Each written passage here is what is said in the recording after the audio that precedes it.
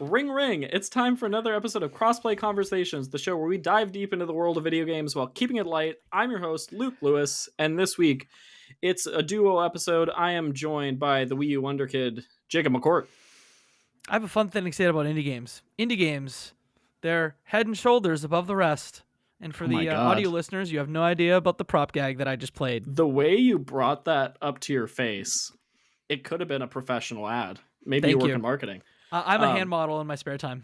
Love it. Love it. Well, Wii U hand model. It's a very lucrative career field right now. So I need to put this in audio somewhere. Okay, please do. I bought 10 Wii U games on the weekend, and I feel like it was a bad purchase, but I needed to do it. Is it a bad purchase? Or is it...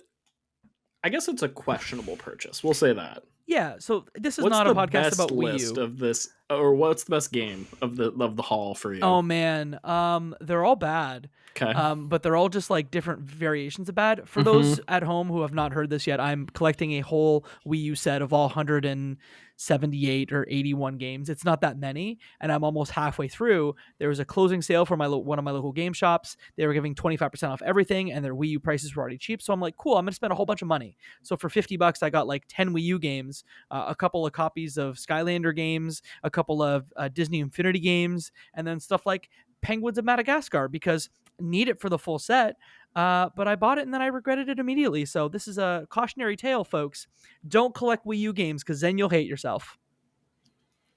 I haven't thought about Disney Infinity in a minute. My parents have a shoebox of my Disney Infinity figures, I think, in their closet. You know what? Disney Infinity a fun game. It was a fun. That was the Toys to Life game that got me because I am a Disney adult and I am not ashamed to admit it. It was fun. It was cool. The games were interesting. Mm-hmm. I enjoyed it. I'm sorry, Luke. This is not a podcast about the Wii U. It's always kind of a podcast about the Wii U, but let's segue into what we're actually talking about. Today we're talking about our indie roundup. We're reviewing a bunch of different indie games because it's indie review season. It's indie review season all the time. We're playing too many games, and so we're going to talk about a slew of them today. But before we do, let's jump into our icebreaker question with what games are you hoping to pull out of your backlog this year? Jacob, you're always one to... you're like Babe Ruth calling the home run of like, these are the games I'm gonna play this year. I'm gonna make up the backlog. I'm doing it. What's on the hit list for you right now? Luke, you flatter me so much, and I just appreciate that you're here to gas me up whenever I'm feeling low. That's me.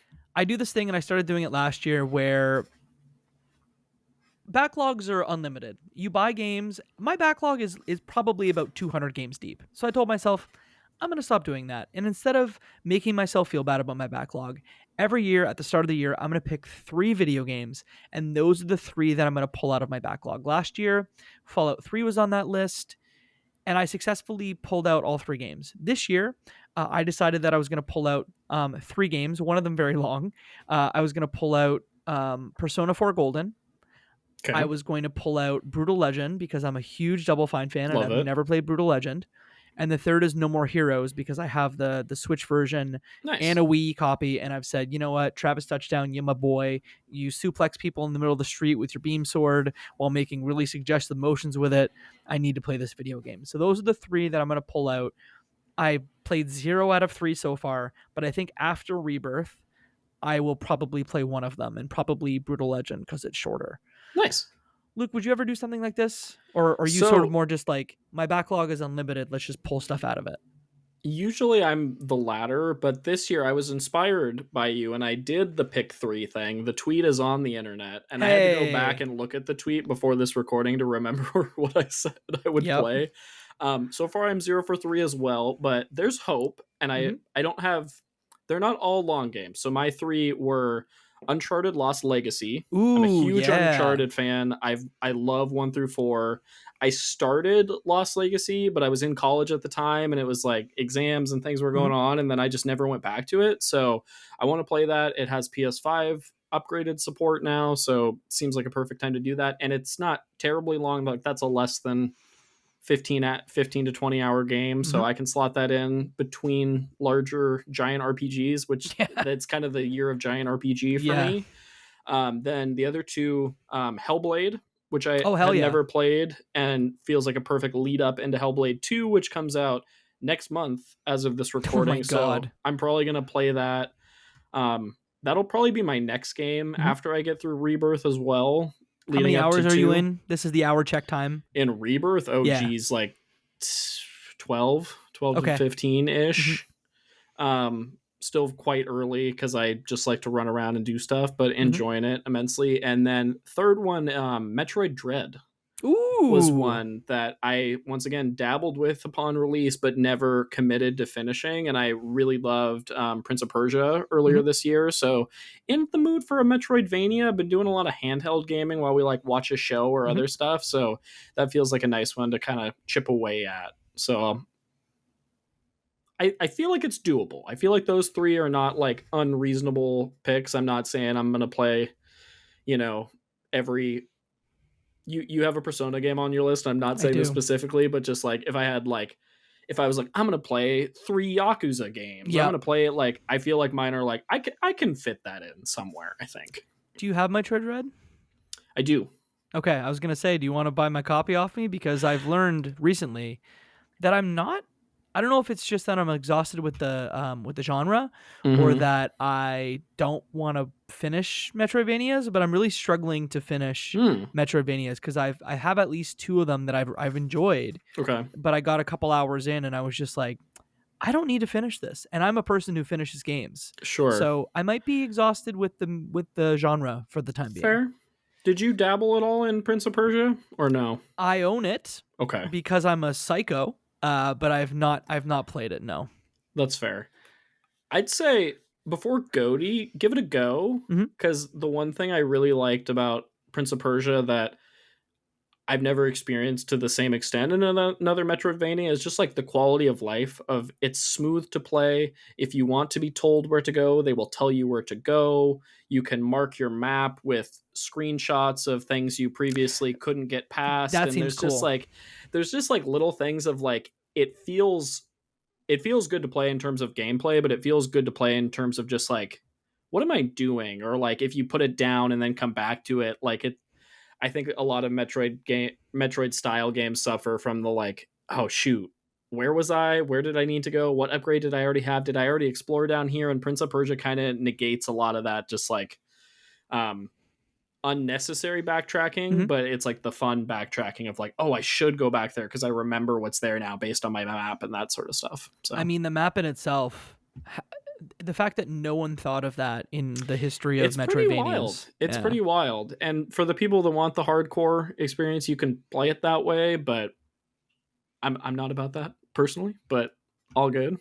The problem is I keep buying games and I need to stop myself. It's time to pause Yeah, on buying new yeah, games that's me and play too. some old ones. That's me too. I was chatting with our co-host Joseph while I was in his neck of the woods a couple weeks ago, and I would mention the fact that I purchased Like a Dragon Infinite Wealth, Oh no. Final Fantasy VII Rebirth, Oh no. and Dragon's Dogma 2, Oh and I've no. started all of them.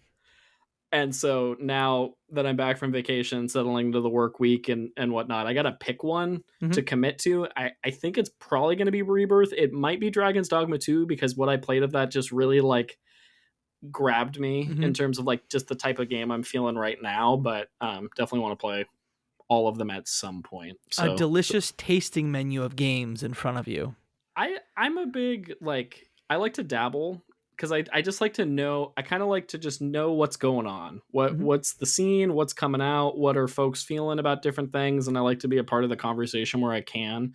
But that has resulted in, I would say, since we started the Lukewarm Games podcast 4 years ago, I have beaten far fewer games because I dabble arguably too much instead of just because I'm always trying to do whatever the next thing is. But I have the next few weeks. I feel like we're pre-recording some episodes and different things. No hints at when this is recording, but I'm going to be able to get not ahead, but I'll have some downtime to just like sink my teeth into one of these larger games. So I'm excited about that. I mean, that's the thing I'm probably most excited about because I'm gonna take the next, I think, 2 off after this, and I'm gonna probably play lots of Rebirth after I We're gonna finish talk about Pepper so many Grinder. games you don't like. Oh my god. Yeah, just please talk about the games I hate. What are the games I hate? Number one game I hate, Tears of the Kingdom. We're gonna. Tears of the Kingdom. I hear that's an okay game.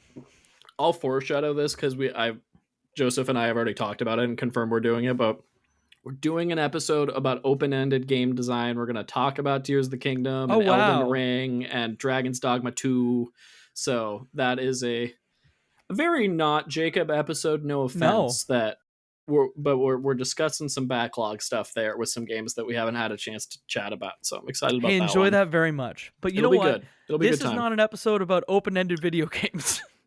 So, well, we were talking about backlog, so that's how it felt relevant. But let's segue out of that. Let's talk about some indie games. We've been playing a bunch of different things. Do you want to kick things off with Buckshot Roulette that you've been Yeah. playing? Let's do that. So, I've been playing Buckshot Roulette. It is a sort of horror, how can I describe it? It's a horror chance game, if you will, where you go into a dingy club, and in that dingy club, you are thrown into a room. In that room, there is a dealer's table with a shotgun in the middle and a very scary looking masked figure across from you. And your job is essentially to play a game of Russian roulette with a shotgun and kill the dealer across from you before he kills you. There's much more to it, though, in that each round, there are 3 rounds, you're given health. So let's say in the first round, it's 2 health, and you're given a series of actual bullets and blanks. And you know, for example, in the first round, that there's 1 shotgun shell and 1 blank. So you have the choice, it's strategy and a little bit of chance, where you can either shoot yourself. And if you shoot yourself, you anticipate that there's a blank in there. And if you shoot yourself, you get another turn. So essentially, it gets more complicated as you go, but as you either shoot yourself or shoot your opponent, manage health, manage which bullets are in the chamber, items are added, which add a whole other layer of complexity. This thing's like 20 minutes long if you play it from start to finish. It's funny, I played it for the first time, beat it on my first time through, but Oh, I've geez. probably played it at least 7 or 8 times since, Okay. and I've only beaten it once since. So truly, there's a little bit of RNG in it, but mostly the first round is really difficult because it's almost a coin flip the first round. Sure. But then there's a lot more strategy that comes in. It is a cool thing. It's been on itch for a while, but just hit Steam. Nice. I guess a lot of the big streamers like your Markipliers and whatnot have truly like embraced this video game. And so they added a double or nothing mode, which adds money. It's like an unlimited mode where depending on how many rounds you win, you just get more money, and it's a high scoring mode. And it sounds like they're adding multiplayer to this thing too. Ooh, that's interesting. Yeah. I'm curious because I feel like I've heard and seen a lot of this game for a long time, but I haven't gotten hands on. Do you feel like, is it satisfying to try it over and over? And is it one that you see yourself going back to, or is it like a smaller novel experience that like you're going to spend a fun evening, fun hour or two, and then move on? Because it definitely looks cool. I'm just kind of curious what the like staying power of the gameplay loop is. Yeah, I would probably put it in the this will be great for an hour or two Okay. now, but they're gonna add multiplayer, Sure. and that's when I think this thing is really gonna cook. But it's only $3, right? I was gonna say too, because like price point wise, that feels fair. That doesn't feel like, like they're asking too much. But yeah, it looks really cool. Is it for the faint of heart? Like, do you need to be into horror games to find this interesting? Is it creepy? Is it okay? That answers that question. It's got Inscription vibes to it, okay. but not in the hey, this like wink wink, there's more to this game than you think, but in the it has the same atmosphere as Inscription. Okay. Right on. So I definitely, like I said, been on itch for a while. But if you see it on Steam and you're even thinking about it, I would imagine you've spent more on a coffee before. It is definitely worth a thing. If you're looking at it and you're going vibes, then just hit the buy button. You're welcome. Cool. Nice. I'll have to check it out. Yeah. Another one that you've been playing that I've dabbled with a little bit as well, Mars to Midnight on the Playdate. This is the new Lucas Pope game for folks that aren't familiar. Yeah. What do you think? And just to disclose, I got code Yeah. for both Buckshot, and I also got code for Mars to Midnight. Nice. So on that one, but the Playdate is mine. I purchased that with my own money. Mars to Midnight is the new game from Lucas Pope. It is truly almost a spiritual successor to Papers, Please, except it's way more simple, obviously, because of the limitations of the playdate. In it, you play as an alien who is sort of manning an off colony community center. And what you need to do in it is just organize events for the community based on what they're looking for. So they may Mm-hmm. be looking for a seminar for people who have head injuries, or it's a secret agent meeting. And the actual gameplay splits into sort of two sections. The first section is you are a doorman. Think Papers, Please, but instead of looking at their documentation, you open the slot of your door and look at the alien who's in front of you and see what they say. And based on what they say, what they look like, you decide whether or not you let them in. Some of these events give you specialized equipment where you have to do something special, whether it's, for the head injuries, for example, you get an x-ray machine and you have to look at the alien's head, their bones, their skull, to see if they have a head injury. So there's some novel, fun stuff. It uses the playdate in a cool way where the top button is a pause button.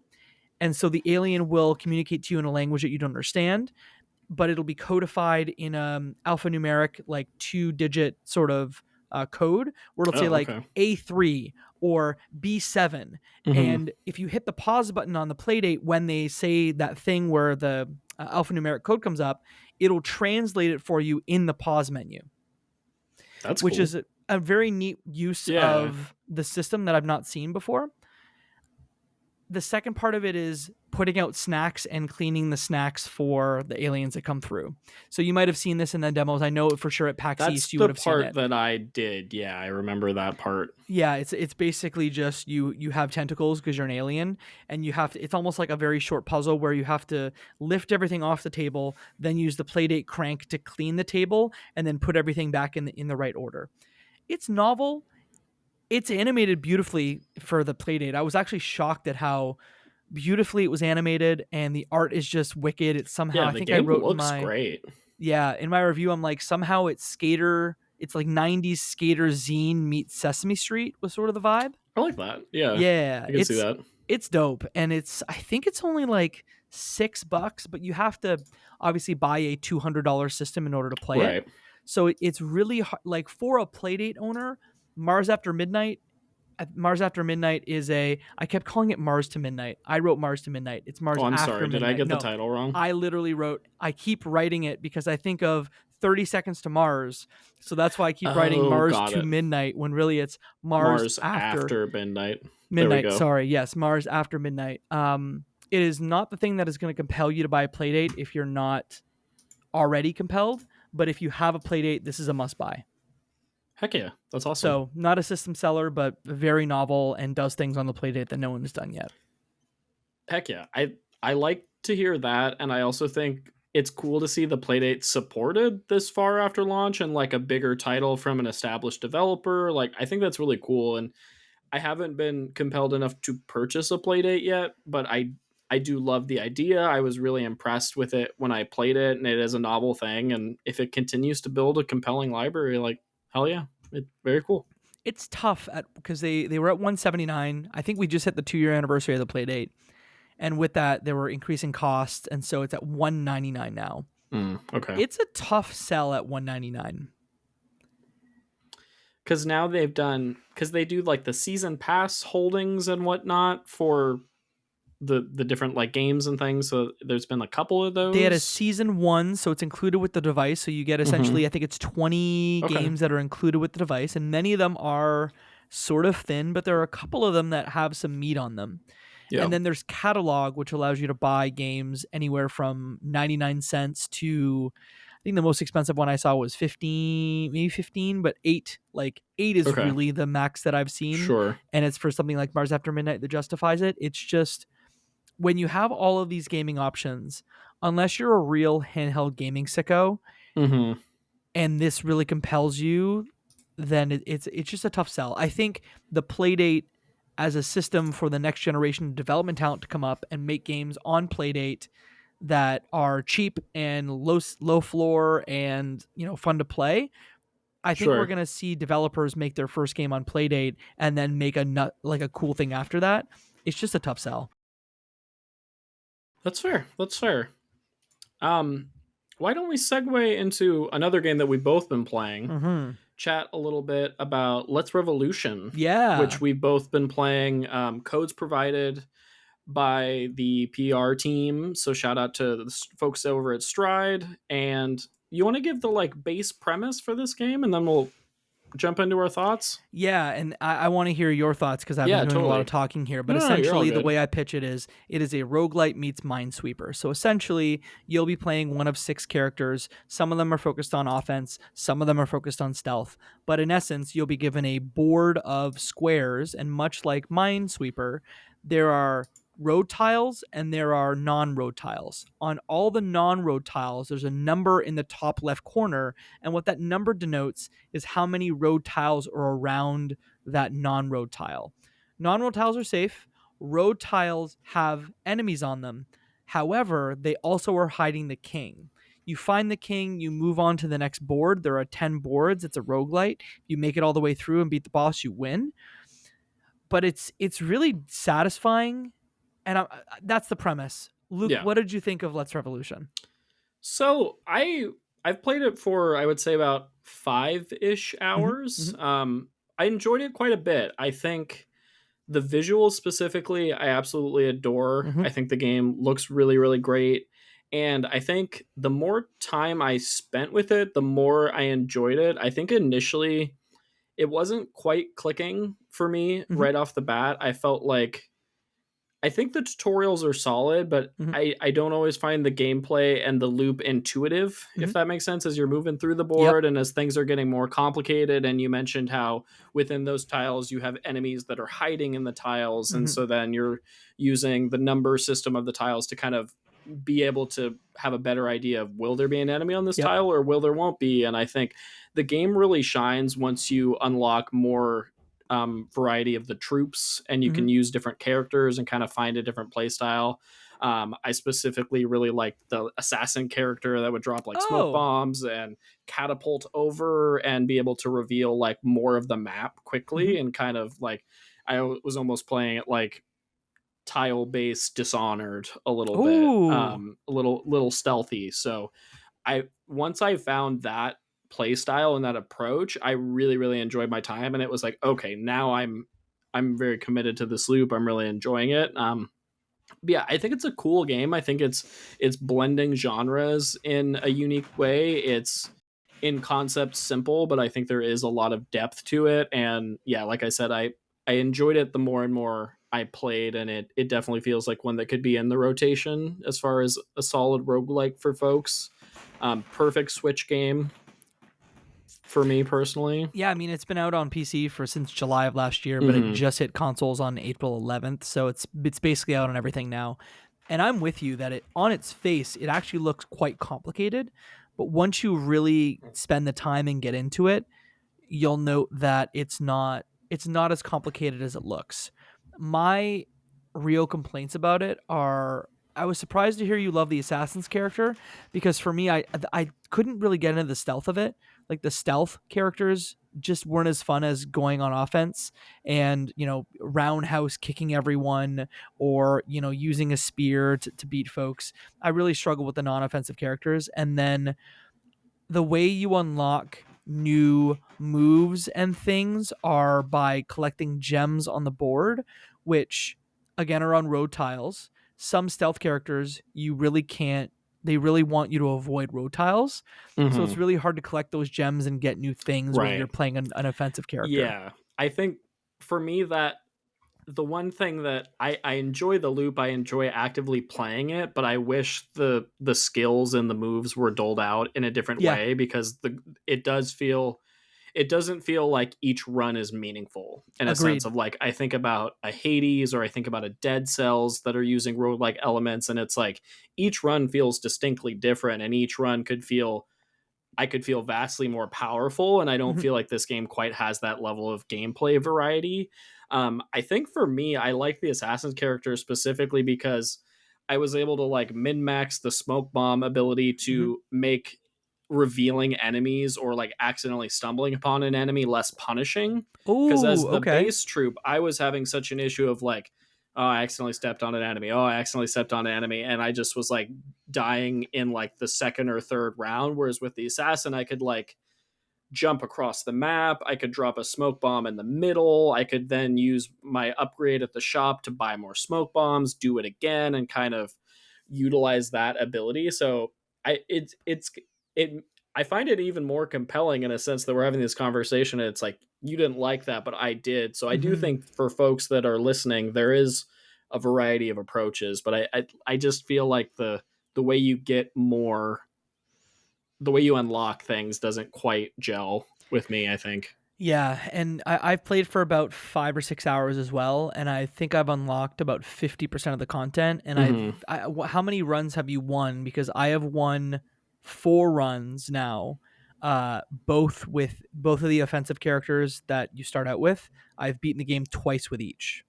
Okay, I don't think I've successfully beat a run. Oh But wow, granted, okay. I haven't.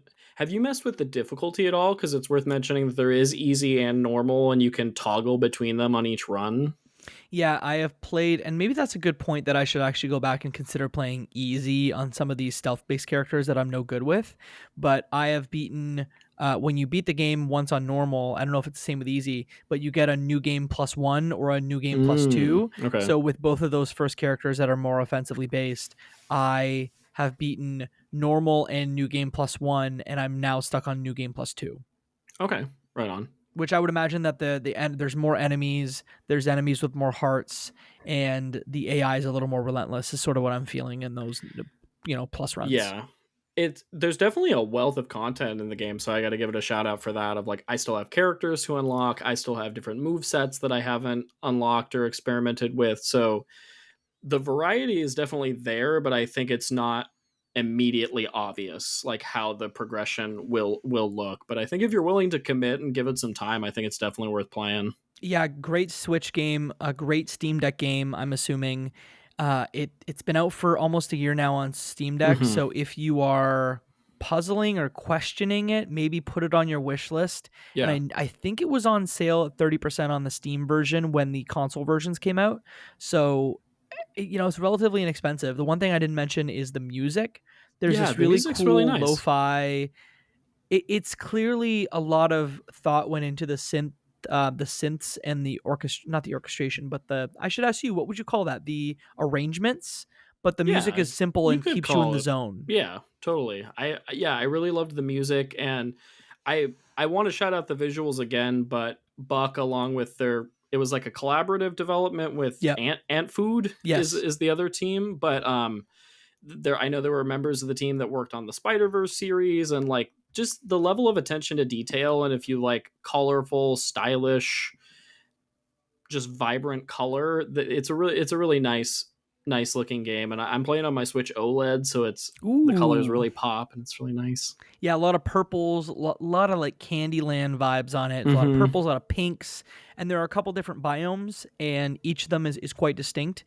And if you want to have a fun laugh, the king of the game, the king of Bebum, he has quite the Twitter presence. So if you want to have a laugh, he often berates people who love his game. So it's a fun follow. I think it's king_of_Bebum on Twitter if you're interested. But I mean, I reviewed this one for the gaming brief and I gave it 8.5.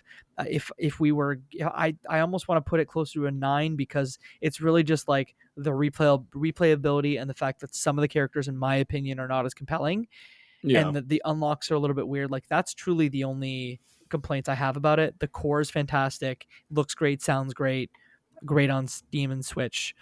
So Let's Revolution, check it out. Yeah. Heck yeah.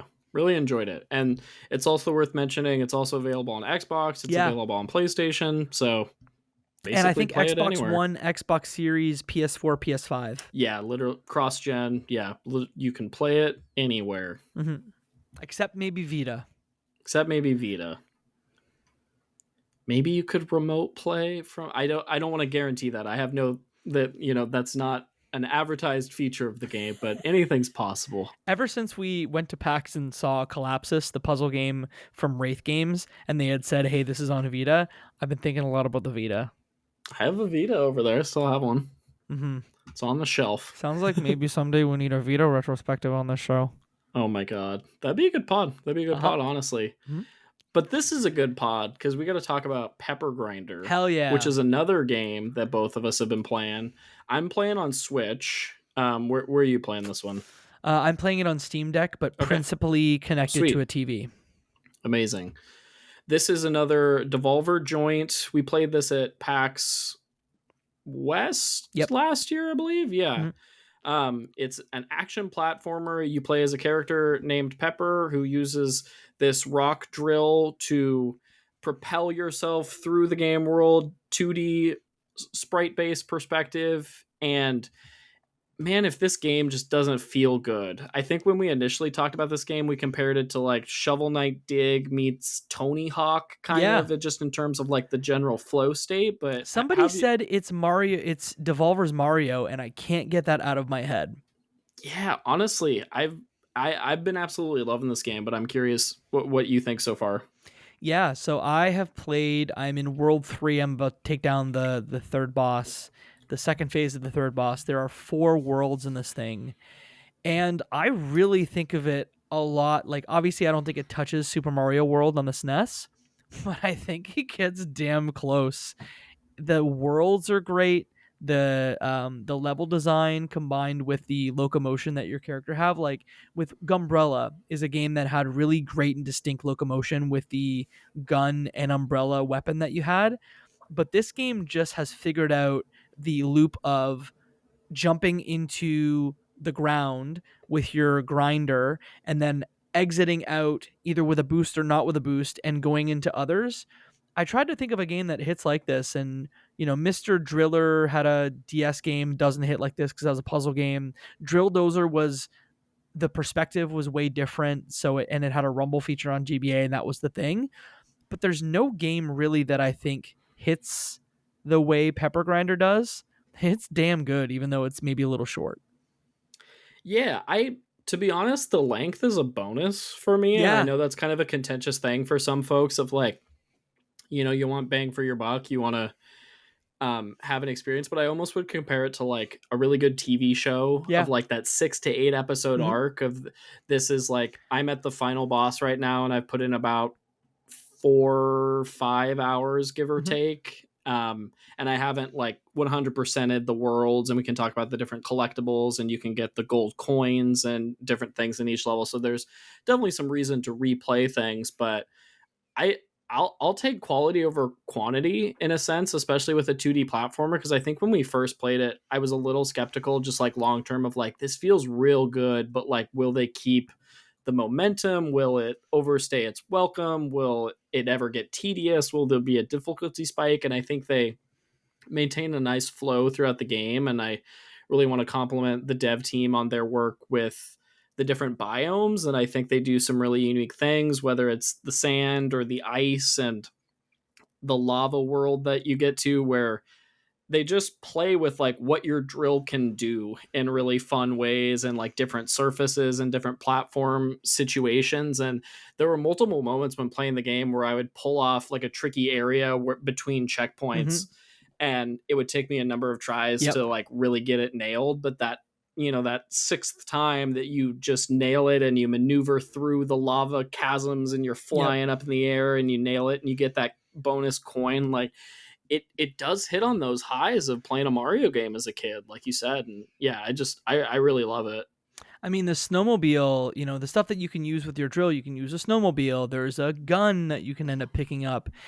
You can shoot yourself out of a cannon, again, using the grinder as sort of like almost a key to use the cannon. There's a good amount of variety in there. And like you, I could give a shit if a game is 4 hours long if it's really great. This thing, I think, keep me honest, with bosses, will have like 20 levels in it, and a level Yeah, give or take. could That I think it's like seems right. 4 levels plus a boss, 4 worlds. It's around 20, Mm-hmm. and each one might take you 6 to 10 minutes to sort of make your way through. But it's like a really dope platformer in a way that, like, if this game was on GBA, I would be all about it. It's just, it feels so good. And I feel like to the length, like depending on how this game does commercially, like I could see a sequel, I could Mhm. see some DLC Yep. packs, I could see, revisiting Pepper Grinder, and I want to go back after I beat it and dabble in some of those gold star runs and chip away at it. Like I think it'll be installed on my Switch for quite a while just cuz it's one that just feels real good to play. Mhm. And we also didn't touch on the like visual aesthetic, and Yeah. it has a really fun like almost like I don't know how to describe the enemies, but it's like kind of pirate vibes, Mhm. like pirate cartoon vibes, but then you're also fighting these like little like green narwhal Yep. unicorn looking creatures. Like it has a unique style to it that I think is pretty fun. Yeah, and I'm struggling to describe what the graphics look like because it's I don't want to say it looks a little bit dull, but it looks a little dull, like deliberately dull, and then it's got like a pixely vibe that's scratchy is the wrong word to describe it, but it's got like a pixely scratchy vibe where the colors aren't incredibly vibrant. Like there's a lot of, at least in the earlier worlds, a lot of you know, rock, so a lot of browns, a lot of yellows. When you get into the magma world, there's a lot of reds, and sure it changes a little bit when you get snowy, but it's deliberate, but it matches the game really well. And this thing moves incredibly well because it moves quickly. You can make your way through some of the dirt sections very fast, and there's Hmm. not a lick of slowdown on that bad boy. Yeah, there's also you can do some time trials with levels Mhm. and different things. And when you get into the later levels, I won't spoil specifics because I think it's fun for players to kind of see it on their own. But they dial it up to 11. Like the difficulty gets pretty intense, the number of enemies you're dealing with, like the things happening on screen get crazy. And when the game is as tight as it is, it's like, oh, I'm ready, let's go. And it's just like, yeah, I was like shouting joy. I was very excited while playing this game and some of those later levels, so had a blast Yeah, I with it. definitely because I'm in World 3, and World 3 I think the difficulty starts to ratchet just a smidge, and some of the there are checkpoints in a level, so you don't have to Hmm. play, maybe there's a checkpoint every 90 seconds, which is great, but as you mentioned, some of these platforming sections are quite complicated.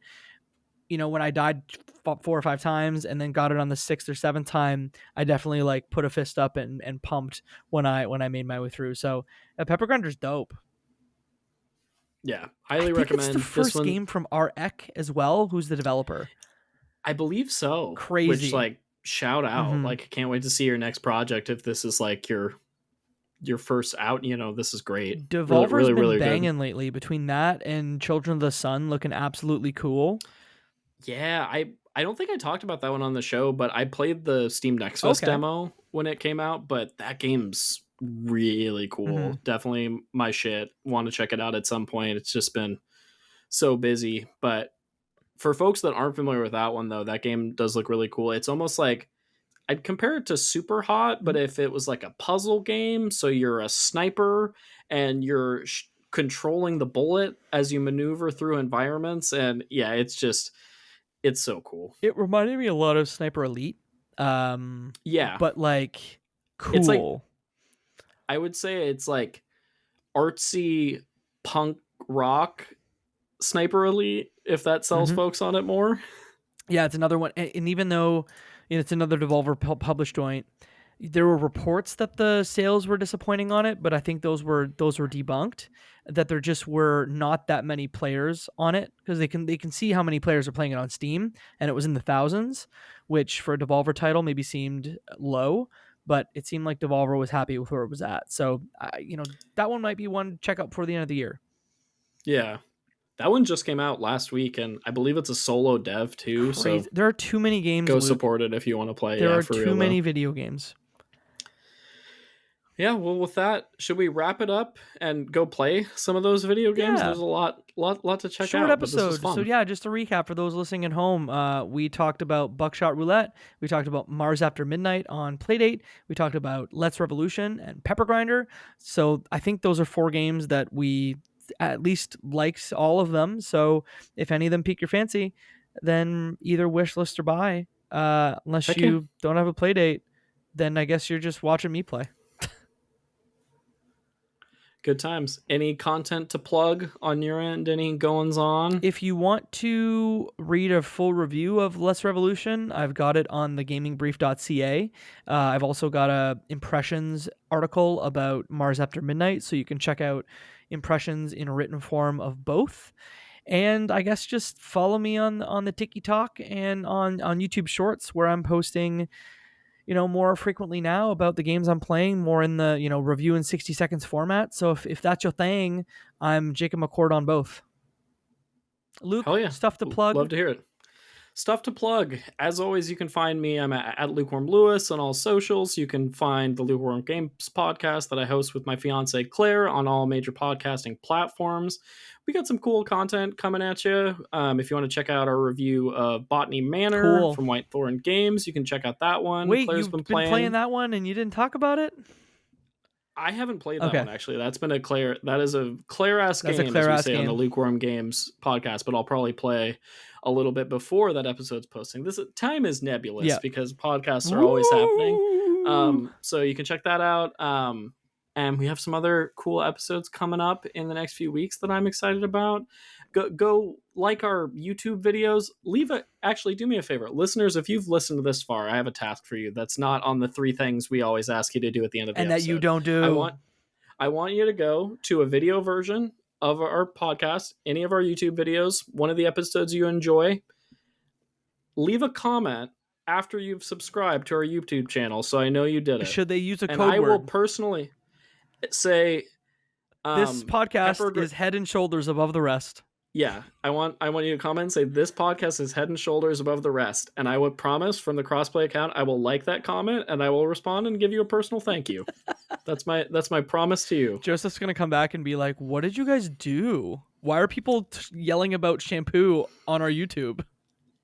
I use Head and Shoulders for the record. So I do have dandruff. Same. So, are we Head and Shoulders brothers? Oh my god. Time to go. On that note, everybody, thank you for listening. We are setting our status to away until next time, but until then, I'm going to ask you to do 3 more things in addition to your additional task. Follow us on Twitter at Crossplay Conversations. Send this podcast to a friend because that's how people hear about podcasts, and give us a review on your podcast platform of choice because it really, really does help. And with that, indie games, I'm addicted and I just can't get enough. Bye. Bye.